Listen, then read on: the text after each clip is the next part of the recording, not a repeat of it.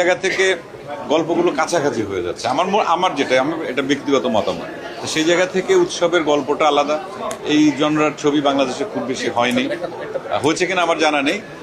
এবং এইখানে যারা যারা এই ছবিতে অভিনয় করেছেন প্রত্যেকেই, যেটা অনেকেই বলছিলেন যে এতগুলো মানে সিনিয়র আর্টিস্ট বা অনেকদিন কাজ করেছেন, কিন্তু একসঙ্গে আসলে বিভিন্ন, সেটা টেলিভিশনে বলি ওটিটিতে বলি, খুব বেশি পাওয়া যায় না। সেটা বাজেটের সীমাবদ্ধতা, নানান সীমাবদ্ধতার কারণেই হয় কি যে সিনিয়র আর্টিস্টদেরকে একসঙ্গে অনেককে কাজ করা সম্ভব হয় না।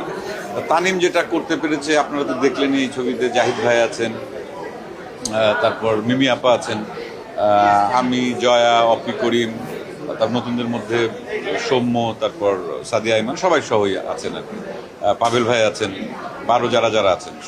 তা আমাদের কাস্টিং লিস্টটা আসলে খুব, আমি মনে করি যে বিশ্বাসযোগ্য। দর্শকের কাছে একটা এদের আলাদা দীর্ঘদিনের কাজের সুবাদে একটা গ্রহণযোগ্যতা, জনপ্রিয়তা আছে। সেই কেমিস্ট্রিটা এখানে বোধহয় দর্শকরা দেখতে পারবেন। আসলে সময় তো পরিবর্তনশীল। তা 2016 সালে আয়নাবাজি যখন হয়েছিল, সেই সময়ের জন্য আয়নাবাজি যেভাবে দর্শকের কাছে জনপ্রিয়তা পেয়েছিল, আমার মনে হয় এটা তো 2025 সাল। আয়নাবাজির মতো হবে কিনা বা তার চাইতে বেশি হবে কিনা, এটা আসলে সময়ের ওপর ছেড়ে দেওয়া উচিত।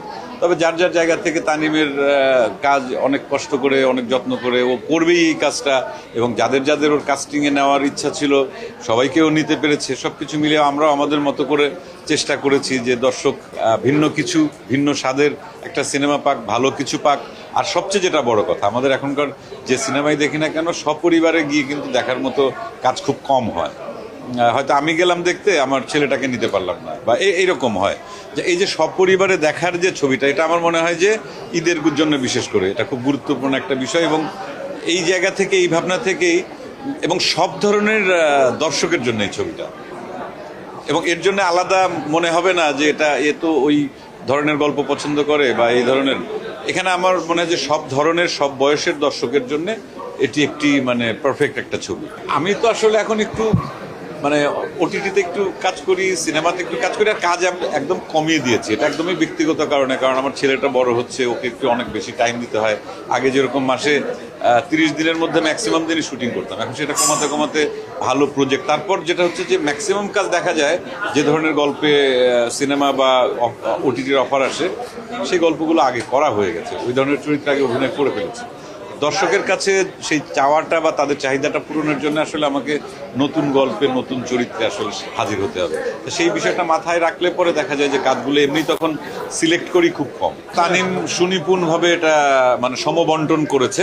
সমবন্টন বলতে আমি এটা বোঝাই যে যে চরিত্রের জন্য যাকে দরকার, ঠিক সেই চরিত্রের জন্যই তাকে সে রেখেছে।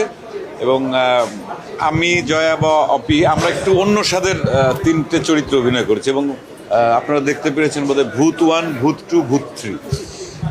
তা সেক্ষেত্রে ওই বিষয়টা আছে, মানে কারোর প্রেজেন্সই দর্শকের কাছে মনে হবে না যে ইমব্যালেন্সড। খুব ব্যালেন্সড হয়েতে ও আসলে সবাইকে কাজ করিয়েছে। ভূত হওয়ার জন্যে এখন এই ভূত আসলে কোন ভূত? এটা কি সেই দেখতে ওই রকম ভূতের মতো সেই রকম ভূত, নাকি ভূতের রূপ ধরা, সেটা দর্শক একটু সিনেমা হলে যখন আসবেন তখন আর কি বুঝতে পারবেন।